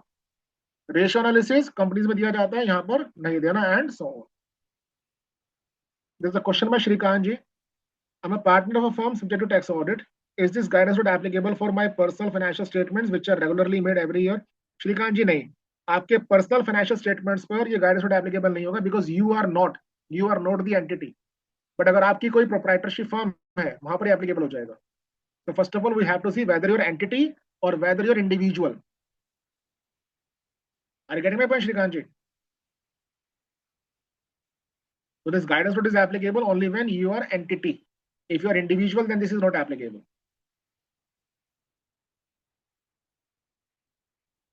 There's a difference between entity versus individual. Entity means that you have either notionally or legally has given some business structure.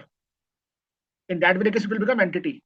मान लीजिए, मैं इसका ऐसे समझता हूँ, मान लीजिए मैं एक इंडिविजुअल हूँ, कमल, और मेरा क्या किया मैंने, मेरी कोई प्रोप्राइटरशिप फर्म नहीं है, मैंने क्या किया, I do have lots of properties and I am giving these properties on rent.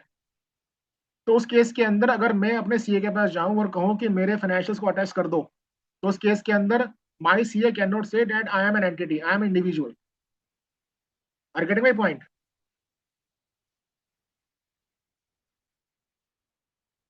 Shrikant ji, हमें क्लियर? द क्वेश्चन में हमें जी, mostly GP ratio is applying in case of proprietorship firm, then how to give bifurcation inventory. मेरी जो आपको ये जो question आप पूछ रहे हो ना, ये क्वेश्चन वैसे इलीगल क्वेश्चन है। आपके क्वेश्चन से सामने क्या आती है बात, आपके क्वेश्चन से ये बात सामने आती है कि आप इन्वेंट्री की काउंटिंग नहीं करते हो, आप इन्वेंट्री का वैल्यूएशन नहीं करते हो, आप जीपी रेशो से इन्वेंट्री डिराइव करते हो। तो वहां पर तो ये चीज पॉसिबल ही नहीं है।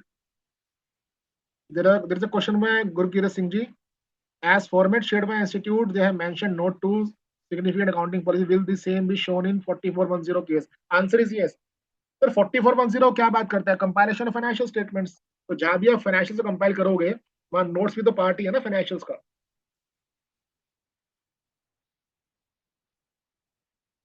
और कोई क्वेश्चन हो तो बताइए।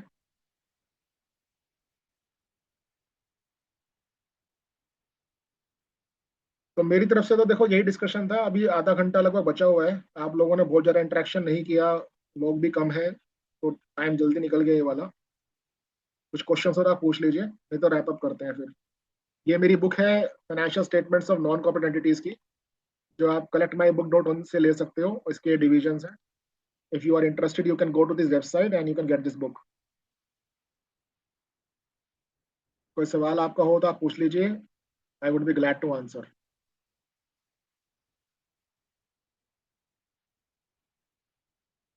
I am stopping my screen share if there is no question. Thank you, Jaswinder ji.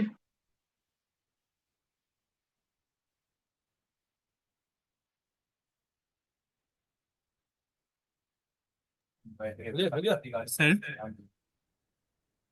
और तरुण जी, मैं अपना ईमेल आईडी चैट बॉक्स में लिख रहा हूँ, आप वहां से ले लेना। ये लैपटॉप में लेके जा रहा हूँ, वो तो यही के ले जा रहे खुद को लेके जा। Sir hello. हाँ तरुण जी, बताइए। सर अपने पास SRS 4410 का फॉर्मेट है?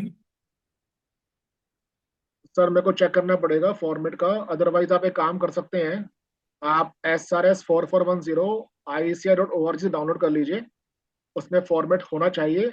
अगर मान लीजिए फॉर्मेट नहीं है तो आप क्या कीजिएगा, आप CA GPT चलाइएगा, CA GPT में SRS 4410 को अपलोड कीजिएगा और कमांड दीजिएगा वहां पर, please prepare compilation report format as per SRS 4410, तो आपके पास सुंदर सा फॉर्मेट आ जाएगा। Okay sir, thank you. तो is there somebody from the organiser side? अगर कुछ क्वेश्चन नहीं है तो हम रैप अप कर सकते हैं। Yeah, sir. I think we shall be wrapping it up. I don't think there is any other question. Thank you, Shrikant ji. Yeah, sir. So thank you, Kamal sir, for your insightful and practical guidance. All of us will leave today as more educated versions of ourselves due to your efforts. I feel it was unfortunate that we didn't get to meet you in person due to your busy schedule. But as they say, never say never. Hope to see you soon in person, sir, in Firozpur 100%, sir. 100%. in future times. Again, I'd like to give a special thanks to CA Nitin Kamarji for making it possible. So let's wrap up the session, sir. Thank you all. Thank you. Good Thank you all for joining. I hope you all had a great learning experience. Thank you. Thank you. Thank you, sir.